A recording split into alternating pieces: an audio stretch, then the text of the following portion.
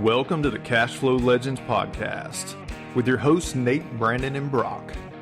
Remember, our insights are not direct financial advice, so consult with your financial team before making any decisions based on the topics discussed in this show. What's going on, everybody? Welcome back to Cash Flow Legends. I'm going to start with a reminder. Guys, apparently, computers are so smart that there's this algorithm where when people come to anything related to Cash Flow Legends and they comment or they share or they rate, anything they do there helps other people listen to it. Now, I'd be lying to you if I had any clue how all that worked. And truthfully, I'd be lying to you if I told you I really cared that much. But we're told that it's important. If you like anything we're putting out and you can comment about it. If you don't like anything we're putting out and you want to comment about it, please do. That'll help us grow. Bring on the hate. Bring it on. We're ready for it. That's right. I've always said, I think it was Lou Holtz who said, if you want everybody to like you, sell ice cream. So, we're not everybody's cup of tea, and that's okay. We'll fight you in the comment. So, guys, anybody listening or girls that really like this, please comment, please share any of those things. That's really helpful for us. We also have a landing page that is active now, and that is cashflowlegends.com. Nate, is that correct? That's it. With a Z.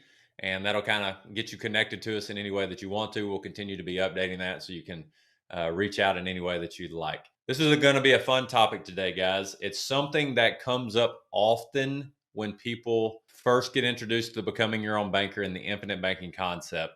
And it's related to debt. We've had several episodes and one specifically on what is good debt, what is bad debt, how do you calculate that? But we're going to really talk about how you can, if it makes sense, turn liabilities, which Nelson used to talk about as headwinds, things that you're fighting against, into assets or tailwinds that can really help you start paying yourself faster than you're paying a bank. And we're going to walk through why that would be beneficial, how it's beneficial, if it's beneficial, and how to evaluate from all perspectives from our experiences. So, Nate, if I were a new potential interested prospect, somebody's like, hey, Nate, I've read Becoming Your Own Banker. I'm interested in the concept, or I've read a book about becoming your own banker, infinite banking, and I've got debt. What role does debt play in infinite banking when those conversations start occurring for you? So debt is interesting because a lot of people, when they are exploring infinite banking, everything like that, they feel like they're kind of limping into this concept. And in most cases, what we see on our side is we get fired up and excited about that because we know that if they've got a little bit of cash flow, maybe some assets like a pool of resources that we can use to sort of jumpstart their strategy, we're going to create some momentum really, really fast for them. And we didn't even talk about this, but I have a case study video that's about a 20-minute video where I go through an actual case and showing someone how they can eliminate their debt with the infinite banking concept. And we're going to link it in the show notes. So Brandon, just remind me of that, and I'll send the link. But we're gonna link that because it's a really powerful concept when it comes to creating momentum. Because there's this question that I ask often, and in fact, going all the way back to my early Twitter days when I first started getting people's attention, one of the questions I would ask is, what if your expenses could become fuel for your asset column? That's extremely profound. Most people don't think that way. And that's why one of Nelson's principles is you got to rethink your thinking. And it all goes back to understanding that someone is always going to be controlling the banking function in your life. It's either going to be you or it's going to be someone else. And once you understand the power of controlling the banking function, that is what is going to enable you to start to take over more of the aspect of certainty for yourself, the aspect of control, the aspect of efficiency, the aspect of liquidity, all those things that we talk about and are so important to someone's economic value for themselves. Brock, what do you think? Anything you want to add to that? No, I think once you understand the economics of what's going on, and when you know how a whole life insurance policy works, the premium does not change. But what typically does change is our income over time. And there's different ways that we can create or transition some of our liabilities into assets for us. And there's ways that you need to be detailed in it, how it works, why it works, and understanding the economics around it, and knowing that if you borrow against your policy and you put it in something, You want that something to increase cash flow, whether that's from cash flow newly found of that asset or newfound cash flow that was already in your world that you were sending to someone else. So a question that we will ask people often to help them think about this is, are you paying the bank faster or more than you're paying yourself? Here's the thing that I think we've learned along the way, and it's been a real blessing for us to be connected to Brock and his dad, because it's reframed how to really decide, help people decide what steps they want to take next. So let's say they're like, okay, I believe in this concept. I'm definitely going to and wanting to apply it, but how do I systematically come up with a plan that helps me see clearly what I want to do next if it's related to debt? And I think about debt as like, if it's bad debt, short payment period, high interest rate, high payment as far as like what's coming out of my pocket every month, and it's eating away at my ability to think clearly, then if we can start repositioning that and start sending it back to a system we control, we start freeing up peace of mind because we can breathe again. We become less suffocated, in the day-to-day world. And guys, I don't know about you, but I know most of the time people who are coming to this often have bad debt, and they didn't do it like on purpose. They didn't go, oh, I want to create bad debt. It was a slow fade. That one decision led to another decision, and then they had to make that decision to cover the other decision. And then you look up, I'm thinking about a conversation I had recently, and there's somebody who are early 50s, and they're a phenomenal person. They weren't trying to make decisions that handcuffed them to the financial rat race that the world's created. But they are now to a point where they're like, I'm willing to consider something different because this isn't working. When we think about this, good debt and bad debt plays a role because there are things that affect our cash flow differently. So there's a resource that we use. So we all are familiar with the income snowball, okay, or how I pay off debt, not income snowball, excuse me, debt snowball. I had another conversation about income snowball yesterday. The debt snowball. So this is what Leah and I did when we paid off debt the Dave Ramsey way. Nothing wrong with it. It worked, and we created momentum. But sometimes there is what we call, and this is from Garrett, I believe, the cash flow index. It's a really beneficial tool to see what's impacting your cash flow most negatively. Why don't you talk about that real briefly so people can understand one of the ways we help people think through prioritizing? Hey, I've got a policy now. I understand why I'm getting it. I understand the protection piece. I want to use it to get outside debt to inside debt is one way we call it, headwind to tailwind, and how we use that cash flow index sometimes, or all the time now. Yeah. So with the cash flow index, it's really just about determining which loan that you have is less efficient versus more efficient. The efficiency piece is all based on your cash flow, because that's the ultimate goal, is we want to create efficiency in your cash flow. So we look at debts that are inefficient, that are going to create that momentum that we're looking for, so that we can actually attack one very aggressively to free ourselves up to now start attacking those other ones and building and creating that momentum. And so if it's all about efficiency, then the efficiency of each one of those loans becomes really important as far as the order in which we do things.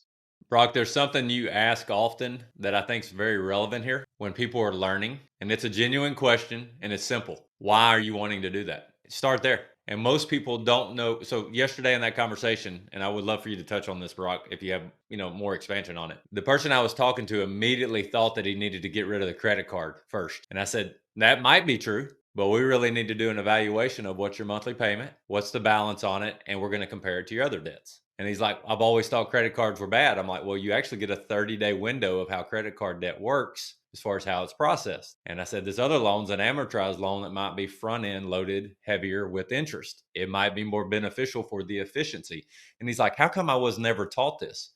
I said, I wasn't either, because it keeps you on the financial hamster wheel. And he's like, that makes sense. So is there anything you want to add to that when you're having those conversations? Yeah, I think a lot of times it needs to come back to the realization that we don't need to be so focused on interest. What you typically see out there is, oh, well, if you don't pay your home off in 10 years, you're going to have to pay all of this interest. Or if you don't pay your car off early, you're going to have to pay all of this interest. Or look at, you're having a 30% interest rate on your credit card. The reality is it's not necessarily the interest that you need to be worried about. What you need to be focused on is the cash flow that is leaving your world. Because what most people think through is, oh, well, if I can pay this off earlier, that means I'm not going to have to pay so much interest to this institution, and I can start investing earlier. When we take a step back and understand why we're wanting to pay these debts off, when we actually look at it and dissect it for what it is, oftentimes we begin to pay those debts off a lot quicker and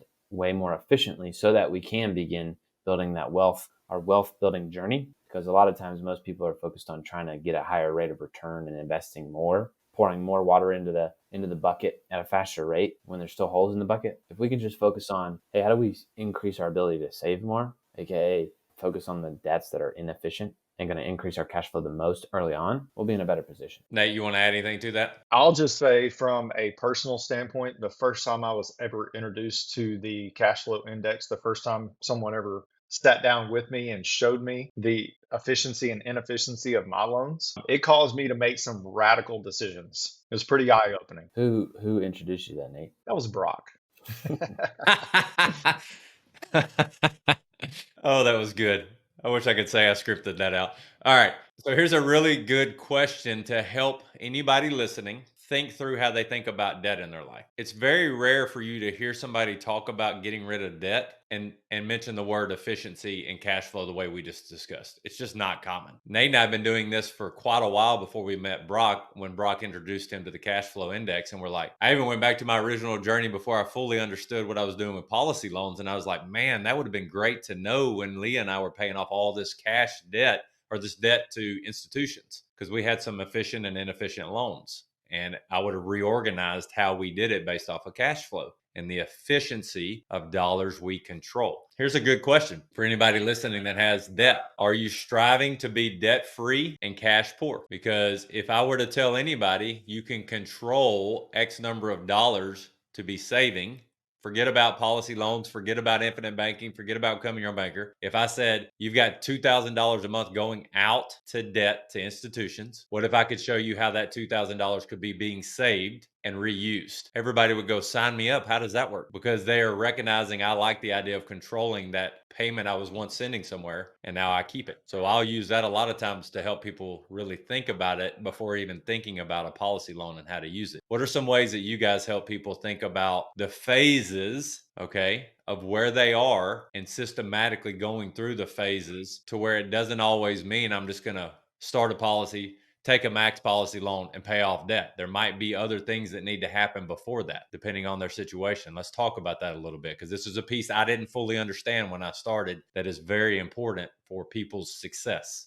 All right, so we're talking about debt elimination and things like that. There's an elephant in the room. Obviously, there's a guy out there named Dave Ramsey who helps people get out of debt. But the order in which he teaches people how to get out of debt, from the feedback that I have received from people on the internet, is it's not always going to be the best possible way. Now, if we're just talking about cash as an example, what Dave teaches is you put all your debts in the debt snowball. You start with the smallest and you build up. Now, what we're talking about is one step further, where we're actually analyzing the efficiency of every one of those debts before we decide the order in which those things are paid off. The other thing that he tells people to do is you save $1,000 in an emergency fund. You stop contributing everything else or whatever. You get your debts paid off, and then you build up 3 to 6 months of living expenses. Think about all those dollars that are going out the door to all those other institutions as you're paying off. That is the correct order, right? Yeah. Yeah. So baby step 3 is 3 to 6 months of expense, right? I think so, if I remember Okay. right. It's been a while. I wanted to make sure I wasn't speaking incorrectly. So you think about all the amount of money that went out the door to those institutions and everything like that may have freed up a little bit of monthly cash flow. But what happens if somebody gets injured or loses their job or something like that, and they got $1,000 in the bank and they sent 15, 20 grand out the door to all these other banks and institutions? So one thing that we help people think through now is pay yourself first. Build up your runway first of 3 to 6 months before we start aggressively attacking all these other things, because it only takes one thing to wreck your plan. And our goal when we're working with someone is to reduce the probability of failure to as close to zero as possible. Well, we can't do that if you got $1,000 in the bank. That means all the risk is out there in all those other unknown variables right now. So let's eliminate some risk and also grant you this beautiful thing called peace of mind. Brock, what would you add to that? I would just talk about more the fact about the order in which we do things is extremely important. And if we don't take care of the basics before we start paying all these things off, you're just going to create the cycle once again, right? And what sometimes gets convoluted is, oh, well, Brock, you guys keep talking about we're going to take a loan to pay off other loans. You are correct. But what we're doing is we're taking a more efficient loan to pay off less inefficient loans. Okay. And what the first order of things that you need to get under control is your cash flow structure. Do you have the right cash flow structure in place that puts you in an optimal position to save first and unconsciously and be able to spend money on a more conscious basis, manual basis? Because if that is the case, what then begins to happen is as you pay these things off, those dollars that you were sending to the debts, now you can corral and begin to use more effectively in your world. So I just had a visual. You guys know how my brain works. So if I can't drive a Pinto well, getting into a Lamborghini is not going to make me a good driver. Okay. And this is where coaching comes in. If I'm going to go from being a bad driver in a Pinto and I'm going to be a great driver in a Lamborghini, there's going to have to be a lot of awareness and training and practice and understanding of what it takes to be a good driver in any vehicle before I move into the vehicle that is the Lamborghini or whatever your ideal vehicle is. Okay. So there's this, and Nate and I were talking about this earlier today before we got on the podcast. One of the things that I enjoy about what we get to do most is helping people realize why they want to slow down. If there were anything that I could say that I have learned the most over the last couple of years is once we know why we want to slow down and how we get clarity of what we're going to do next, then we become more efficient in the moves we make. And it is very hard to help a brain understand that rate of return doesn't matter if you don't have peace of mind, if you've always lived with this idea that interest rates matter, rate of return matters, and I'm just going to chase. It's like a dog that's chasing its tail. And I'm talking about myself. There've been times in my life where I'm chasing my own tail and never catching it. So I really like what you guys are talking about here. So let's dive into this peace of mind piece a little bit more. Well, let me say one more thing, because Brock reminded me of this. So that's something that's often talked about in a negative connotation when it comes to infinite banking. Oh, you're just borrowing money to pay off, other debts or whatever. Like you're not, creating a positive outcome through that. But if you know anything about real estate in general, then you understand the value of refinancing when it makes sense. And so when we are borrowing from our banking system that we've created, our pool of capital that we've created, we are effectively refinancing that debt away from the bank. Now, in that situation, the bank controls the terms, the bank's benefiting from the interest. We're bringing that into our own banking system to where now we control the terms. And ultimately, long term, we get to benefit from the interest. That's good. So we talk a lot. We'll add this little caveat in here about one of the most beneficial things we began to understand and walk people through, and we walk through, is understanding the importance of the death benefit that comes along with a policy. And while we're doing those things, there's this level of protection that creates peace of mind once we fully understand it, while we're making these strategic, more efficient moves for how money flows through our life, which is a very important factor if I'm trying to shift from bad, inefficient debt that is basically just killing me, headwinds where I can't make any progress, to more efficient processes with how my money flows. And there are all kinds of examples of this, all the way from the single parent who has 3 kids who's paying on 10 credit cards, minimum balances, and making no progress, to the very successful business owner who has inefficient cash flow because they've taken some bad loans. They're just bigger numbers typically. And so it's really important to know that there are practical ways that we can really help people and ourselves evaluate what is inefficient, what is efficient. And that's just not something that you're going to find on the typical TikTok video about debt. It's going to involve a much deeper conversation. Brock, is Unless there we any? make that video. Yeah, that's true. Unless we make that video. There you go. Brock, is there any specific real life example of a conversation you've had lately in regard to anybody dealing with inefficient debt and maybe what they did to apply some of y'all strategies and how that benefited them over a period of time? Yeah, absolutely. So I'll see if I can give a couple. So the first one is, and I do need to preface that having debt as an entrepreneur business owner is a lot different than having debt as somebody who just has a regular W-2 job. Great point. Great Right. point. One of them being, so I work with somebody who is in the oil fields, and they buy trucks every so often, probably every year or so. But what they do is they'll finance it, they'll put a little bit down, and then with the new cash flow that's created with the vehicle, they'll pay it off early in like a year or less. When they do that, what's going on is they are giving up their money to the bank for them to have it earlier than the full 7 years. So what we said instead was, what if we began starting to finance these trucks? We started saving the money you are today, right, up for these trucks, and then we started buying them in cash or through the policy loan. And with that newfound cash flow that was created because of the trucks, that is what went back to pay the policy loan back. If we do that correctly, what ends up happening is by probably the second, third year, his ability to buy more trucks is greater, whether he does that with his policy or with his policy and in conjunction with a bank loan, right? Because again, we're not saying only use your policy to get loans, right? Sometimes if you want to grow the way that you want to grow or acquire the things that you want to acquire, it also takes borrowing against your policy and borrowing from a bank. But you got to make sure that it's done correctly and you can handle it moving forward.